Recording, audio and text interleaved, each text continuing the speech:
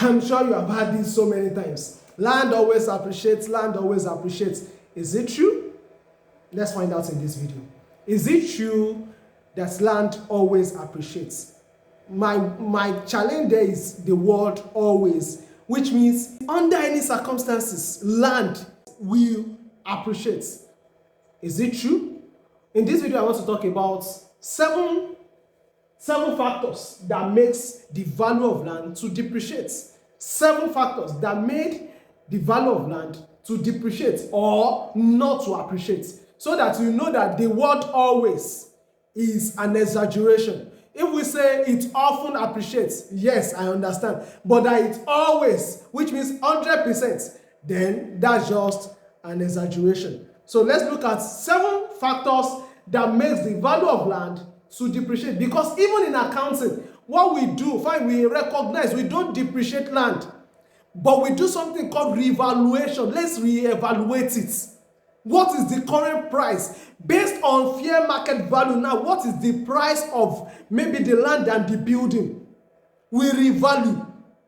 So it is not even automatic that the land appreciates. Let's look at some of those factors.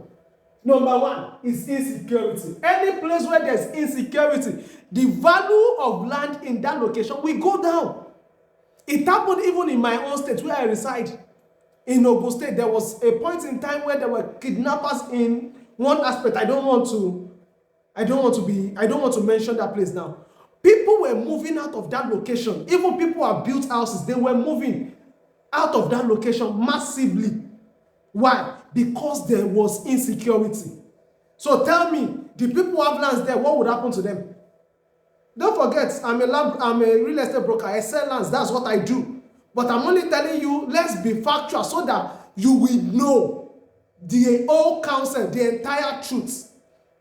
Not that you all have your mind that it always appreciates. Once I buy land at the end, after 20 years, it would have become this million. Fine, it happens. But not in all cases. Every business has its own risk. I've made the video, you can go and check it. On systematic risk and what? And systematic risk. There are risks that cannot be, you cannot divert it. You cannot wish it away. So once there's insecurity, you can't wish it away. There's nothing you can do. It's in the control of the government. It's not in your own control. So that is number 1. Number 2 is litigation. Once there is court case, litigation, court case, on any land, on any piece of land, people will be running away because, see, all these 7 points I've mentioned, there's a reason why it makes the value of that land to depreciate. It is decreasing demand. The demand will go down. It will nosedive. If the demand has been going the upward way, if any of these 7 things happen, what happens? The demand will begin to nosedive automatically because, people want something that is predictable, that they can bet their life on. People want safety, for instance. So once they see security, they run away. People don't want something that will take their time. So once there's litigation on the land, you tell somebody, this land has litigation or is aware. What do you think the person will do? I don't need it. Only a few people that knows that, okay, there's something I need the land for. But once there's litigation comes, then the value goes down. Nobody wants to buy such a land. Nobody. Few people only wants to buy land that has litigation. Many people will run away from lands that has litigation. Yes.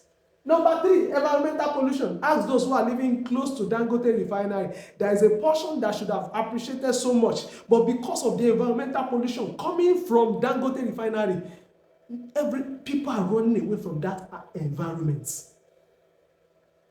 Environmental pollution. Go and ask those in Niger Delta. There are a certain location that the value, nobody wants to buy land there. And that's why they normally ask for compensation from those companies that compensate us. This land should have fetched us this much. But because of the environmental pollution, nobody wants to come and erect its residential building or even commercial building here because the environmental pollution is hazardous to their health. So they don't want to purchase land there. So it makes the value of such land to depreciate.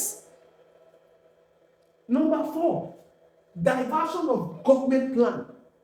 Diversion of government plan. What do I mean? Let's say, for instance, government has a master plan that, okay, we are coming here to come and have a major landmark, maybe a major government project. And let's say, for instance, the Ekpe Film City that people are projecting, they are saying, another government may come up in 2027 and say, no, we are no longer having Ekpe Film City. In Ekpe, we are going to Badagry. What happens? Do you think that land will still command the same value? No. No. Fine, I know Ekpe, Lagos has a different appreciation rate, and the reason being that the landmass in Lagos is small. But go to places where they have massive landmass.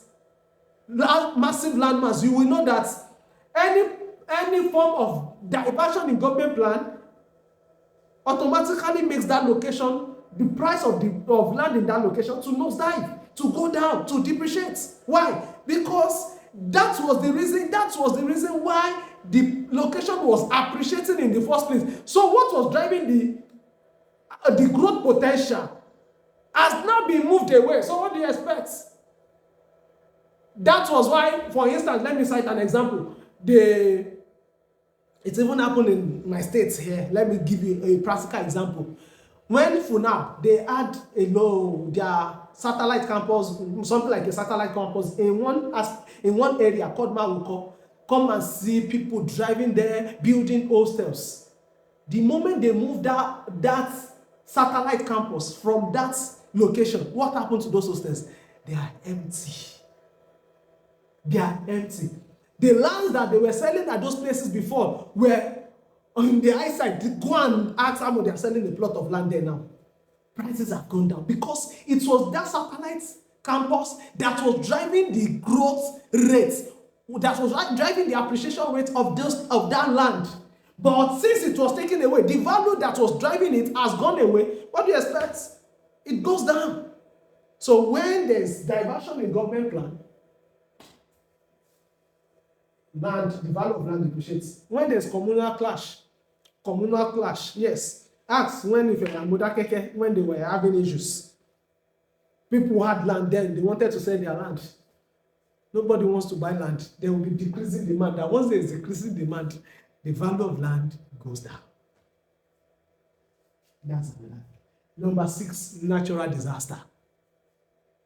Natural disaster, when a place is known for flood. For instance, once they release their dam, what happens?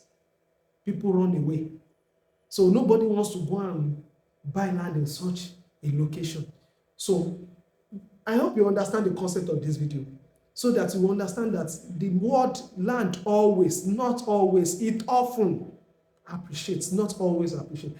There are certain factors that makes the value of land to depreciate, that makes the value of land to go down. So natural disaster is another one. Then number 7 is non-availability of access road. Maybe when the land was there initially, the access road was fantastic, but the moment the road got damaged, because a major factor that makes the prices of land to appreciate is also accessibility. So once the road spoils and there's no rehabilitation, no fixing of the road, no construction of that road, the value of that land goes down. So I think I've been able to, with these 7 points, to debunk the word land always appreciates, and for you to have the mindset that land often appreciates and not always appreciates. So if this video has helped you, kindly give it a thumbs up and click on the subscribe button.